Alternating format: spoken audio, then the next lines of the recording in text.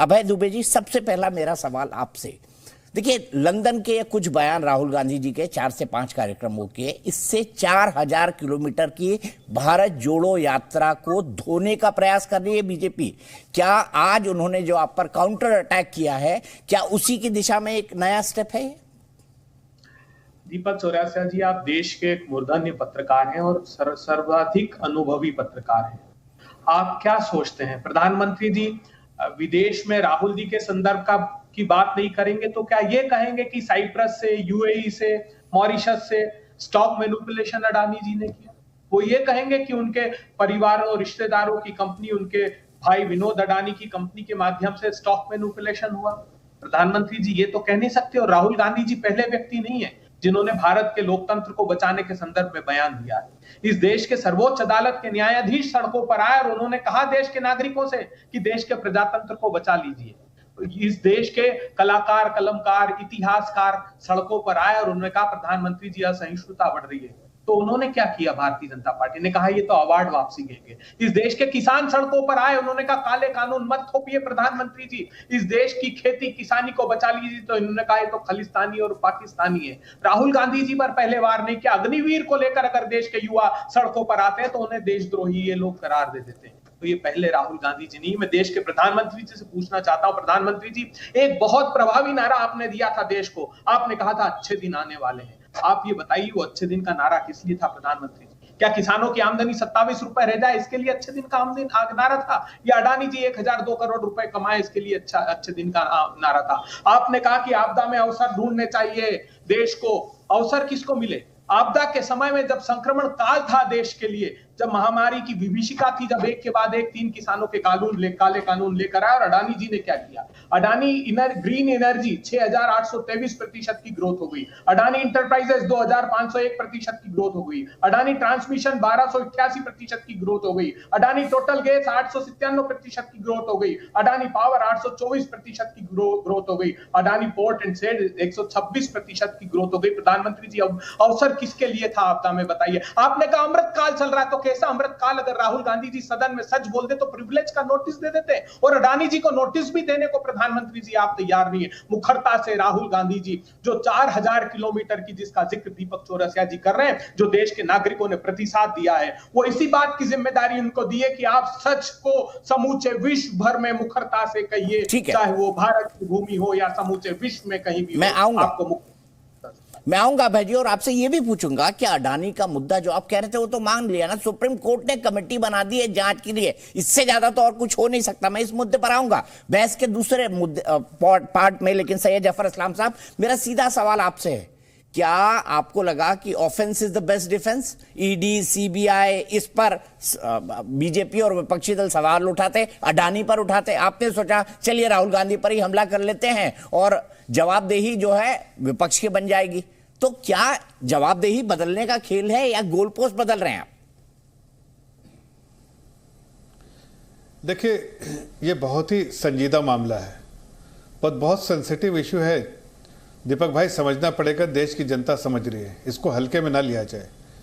आज जिस तरह से भारत से एक ऑपोजिशन पार्टी के लीडर जो यूपी से हारे हुए लेकिन केरला से जीते, ऐसे भारत तोड़ो यात्रा करने वाले मेंबर ऑफ पार्लियामेंट उस देश को तोड़ने की चेष्टा कर रहे थे, और वो भी विदेशी धरती पे, जिसका इतिहास है इस देश पे सब लोग जानते हैं।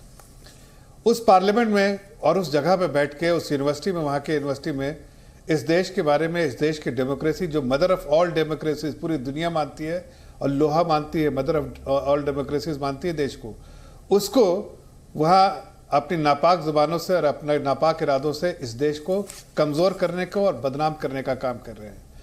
आज मैं पूछना चाहता हूँ इनकी माता जी से, आज मैं पूछना चाहता हूँ मल्लिकार्जुन खड़गे जी से, और जितने वरिष्ठ नेता हैं कांग्रेस पार्टी के, उनसे पूछना चाहता हूँ कि आज क्या आप राहुल गांधी जी के इस तरह की देश तोड़ने वाली, देश को बदनाम करने वाली, देश को विदेशी ताकतों के सामने नीचा दिखाने वाली, विदेशी देशों के नीचा दिखाने वाली कोशिशों को क्या आप सपोर्ट करते हैं? बहुत सीधा सवाल है, क्या आप सपोर्ट करते हैं या आप इसका कंडेम करते हैं?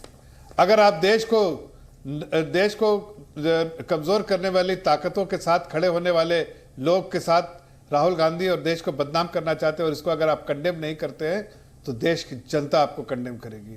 याद रखिएगा, ये डेमोक्रेसी है, इसमें आप देश को बदनाम करके आप कहीं नहीं रह पाएंगे।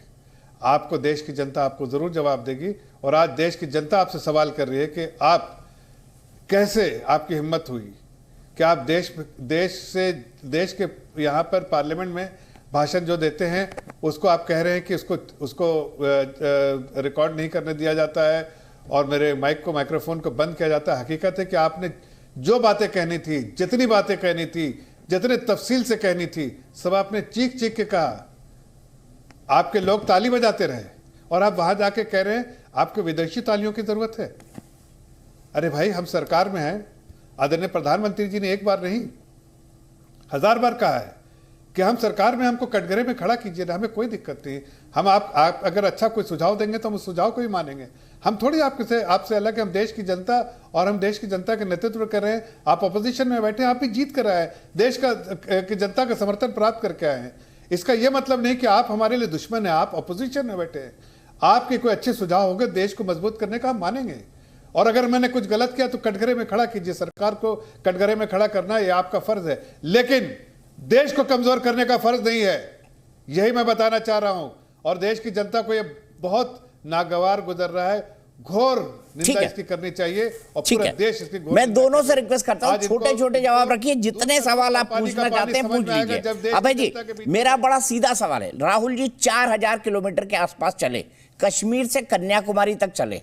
अगर इस देश में लोकतंत्र खत्म होता, क्या वो चल पाते? बी, उन्होंने जो बातें कही प्रेस कॉन्फ्रेंस पे, क्या उन्हें रोका गया या क्या उन्हें प्रसारित नहीं होने दिया गया? क्या उन्होंने जो नैरेटिव चलाए, सब हमने टेलीविजन डिबेट्स की, यहां पे की, आप भी आए, बाकी लोग भी आए।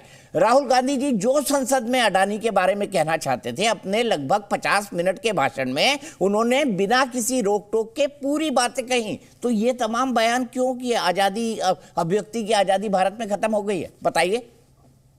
दीपक चौरसिया जी, राष्ट्रपति जी के अभिभाषण के अवसर के प्रति उत्तर पर राहुल गांधी जी ने एक अवसर निकाला बोलने का, मगर ये बात सच है कि समूची यात्रा में हमने हर पल शिकायत की इस बात की, जहां भारतीय जनता पार्टी शासित राज्य थे, प्रेस कॉन्फ्रेंसेस के लिए उपयुक्त स्थान तय नहीं किए गए, तो सभाओं की लाइट काटी गई और हर बार हमने ट्वीट करके ये जानकारी दी और जिला प्रशासन को भी हमने उस बारे में अवगत कराया। देश को सच जानना चाहिए, चाहे वो नोटबंदी का विषय हो, चाहे चीन पर चर्चा हो, चाहे महंगाई पर हो, चाहे कृषि के क्रूर काले कानून हो। मेरे पास पूरी फहरिस्त है। मानसून सेशन 2021 पेगासिस पर चर्चा नहीं होने दी और यहां तक कि हर बार मार्शल को अंदर बुला लिया जाता था। मानसून सत्र 2020 कृषि के काले कानून वोट डिवीजन तक हमने अगर राज्यसभा में मांगा तो उसको स्वीकार नहीं किया। माइक बंद कर दिए गए, प्रसारण बंद कर दिया गया, मार्शल बुलाकर सांसदों को बाहर फेंक दिया गया। बजट सेशन 2020 दिल्ली के दंगों पर चर्चा का एक लंबी फहरिस्त और पीआरएस ने पब्लिश की है ये सारी बातें।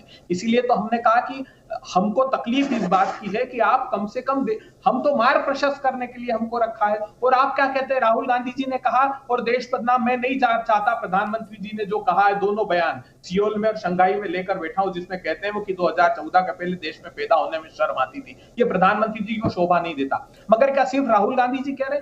ग्लोबल हंगर इंडेक्स विश्व की रिपोर्ट है जिसमें हम 107 स्थान से 121वें स्थान पर पहुंच गए। Global rule of law index 66वें स्थान से 75वें स्थान पर पहुंच गए। Global multi level poverty index, हम 22 करोड़ लोग इस मल्टी लेवल पॉवर्टी इंडेक्स के नीचे चले गए। आप ऑक्सफैम की रिपोर्ट देख लीजिए कि 50% देश के संसाधन 10% लोगों के पास जा रहे हैं। 12 करोड़ लोगों के रोजगार छीन गए, 84% लोगों की आमदनी घट गई। तो ये हम नहीं कह रहे, विश्व भर की रिपोर्ट कह रही है। तब आपको कि हिंदुस्तान के प्रजातंत्र को इन सब बातों से उसको आप समालोचना।